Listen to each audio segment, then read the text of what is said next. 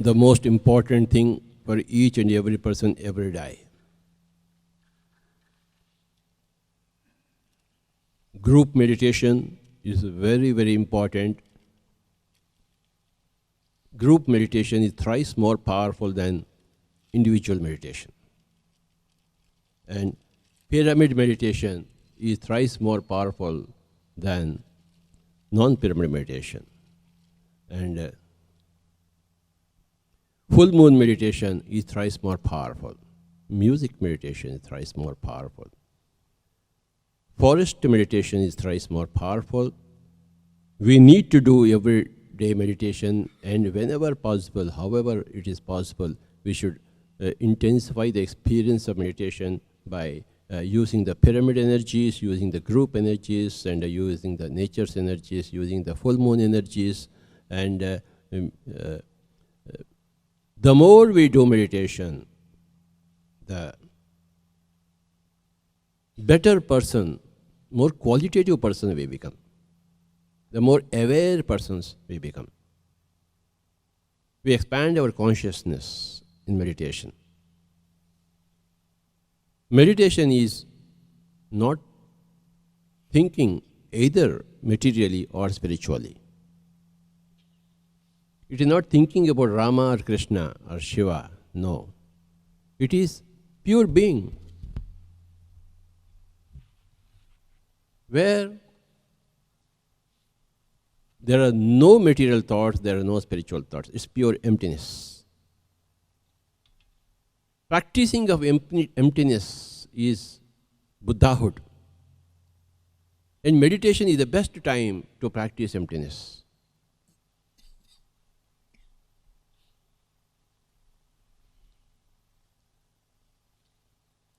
Buddha stressed the emptiness, the nature of everything as emptiness.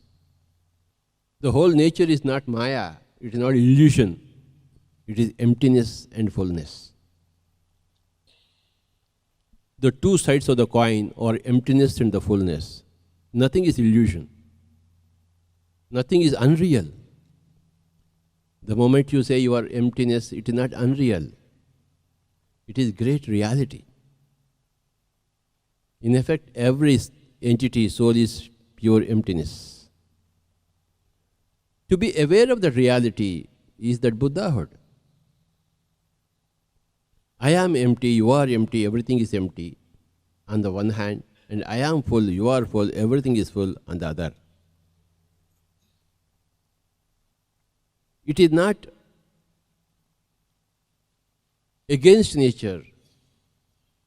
It is for nature. Buddhahood is not against nature. It is not retracting yourself from activity. It is being still in activity.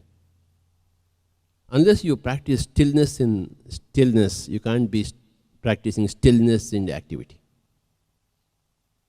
So, meditation is the way to practice stillness in the stillness, and that gets carried forward in the activities. We maintain our stillness or emptiness in the midst of all the activities. We are in this Maitreya Buddha pyramid meditation temple. These are the two things that we have to understand. One is Maitri, and there is Buddhahood. Maitri is friendship.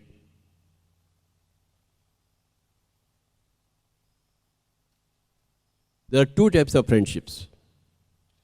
One is unconditional friendship, another is conditional friendship. Both have to be practiced. Conditional friendship is not at the expense of unconditional friendship, or unconditional friendship is not at the expense of conditional friendship. We are living in many, many relationship roles, and these create special conditions, and they demand conditional friendship. Not to know about conditional friendship is not to have any sense. Friendship depends upon friendship. So, if you are going to come and kill me, well, I am practicing unconditional friendship on one hand, I am also practicing conditional friendship on the other hand. Therefore, if you want to kill me, I am going to kill you. I am not going to spare you. Because you are doing something harmful to me, I will do the same to you. That is a last resort. That is the message of Gita. If you are going to kill me, I will bear for some time, and some more time, and some more time. Ultimately, I am ready to kill you again. Yuddhaya krita nishchaya. Not at the first instance, but certainly it is not at all ruled out.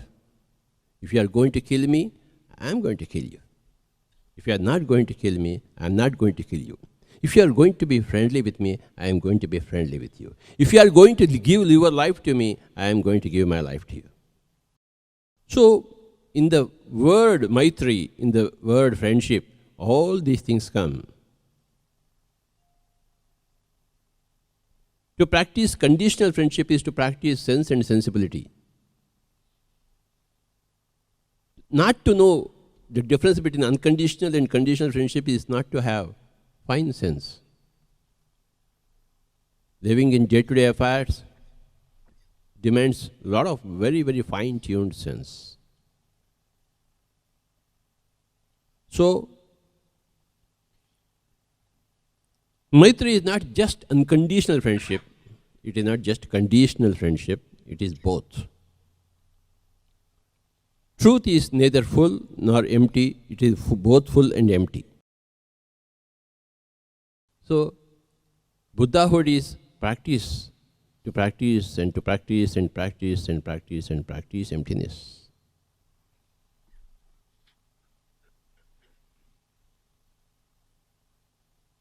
Meditation is the proper use of time when you don't have any other work, urgent activity in the outside. If there is no urgent activity in the outside, the urgent activity is meditation. So, any time is best time for meditation, any place is best place for meditation. You have to sit comfortably, make your body as comfortable as possible. If you are against your physical body, you cannot go into meditation. If you are for your physical body, you will go into meditation. If you are anti-body, you will not be pro-soul. Taking care of the body, giving comfort to the body is the temple of the soul, then the soul is comfortable in a comfortable temple. So, the great Buddha has advocated the middle path. Neither eat more nor eat less, nor sleep more nor sleep less. And from time to time to time to time, be still in the body and the mind.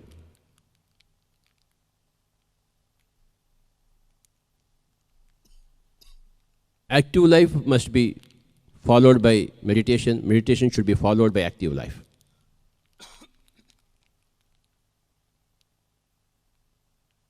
No one situation has to be given a little more importance than the other.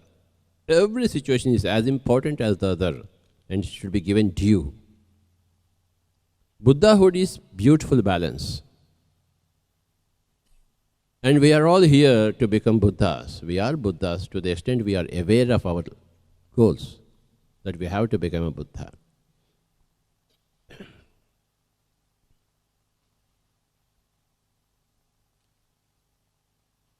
So in the word Maitri, there are two things, conditional and unconditional friendships. In the word Buddhahood, there is practice of emptiness. the more you practice emptiness, you have to see emptiness in others and emptiness in yourself. Others are of no value to you, and you are of no value to yourself. And you are of no value to others. Plus, others are of high value to you. You are of high value to yourself, and you are a very high value to others. All these concepts must be simultaneously held. That is the paradox. Spirituality is full of paradoxes. If you can't understand the paradoxes, then you can't understand the depth and the width of and the height of spirituality. Since it is so very paradoxical, it is very difficult to understand, but not difficult to achieve in due course.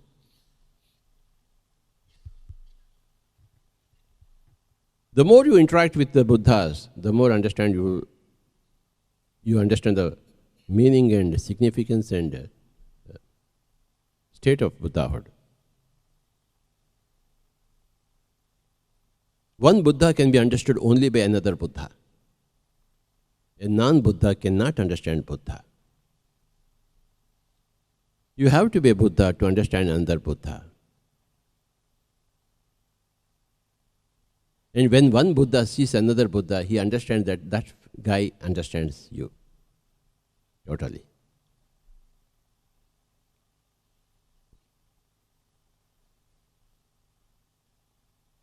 Meditation is the answer for all the problems of mankind. There are no problems in the animal kind. There are only problems in the mankind. And we have graduated from the animal kind to the human kind. We have graduated into problems, a sea of problems. And in due course, we graduate out of this mankind. When you graduate from the mankind, you become a member of the Buddha kind. We don't use the word divinity in Buddha's language, because everything is always divine. You don't become divine, you become a Buddha. A Buddha means full of buddhi, full of fine common sense is buddhi. Buddhi is spiritual common sense. Buddhi is material common sense. Buddhi means pure common sense in its purity. We don't become divine. When everything is divine, there is no particular meaning in calling the divine. The word becomes redundant. When the word becomes redundant, then you are into Buddhahood. When the word God becomes redundant, then you achieve your Buddhahood. When such terminology it becomes childish to you, then you have entered the Buddha's order.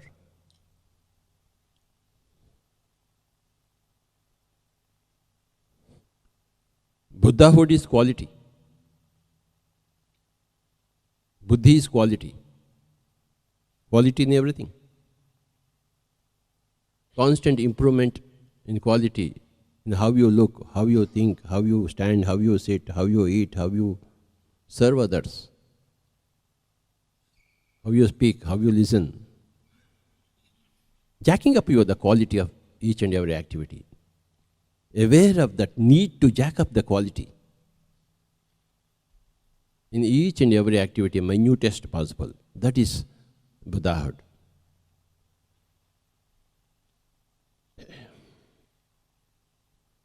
So,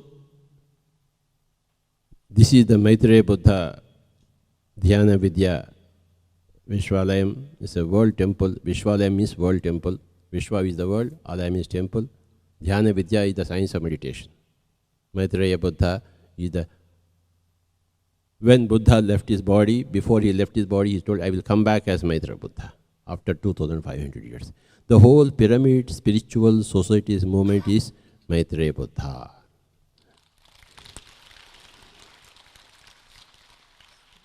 So again, let me recap. Maitri is not just unconditional friendship always. No, it is not like that. And it is not even total conditional friendship. It is not even that. It is an excellent combination of unconditional and conditional friendship, number 1 point. Number 2 point, Buddhahood is practicing emptiness. Your emptiness vis-a-vis yourself, others' emptiness vis-a-vis yourself, your own emptiness vis-a-vis others, plus non-emptiness too. So, a Buddha is dedicated to practice of meditation and teaching of meditation. In Buddha meditation, everybody achieves the Buddhahood.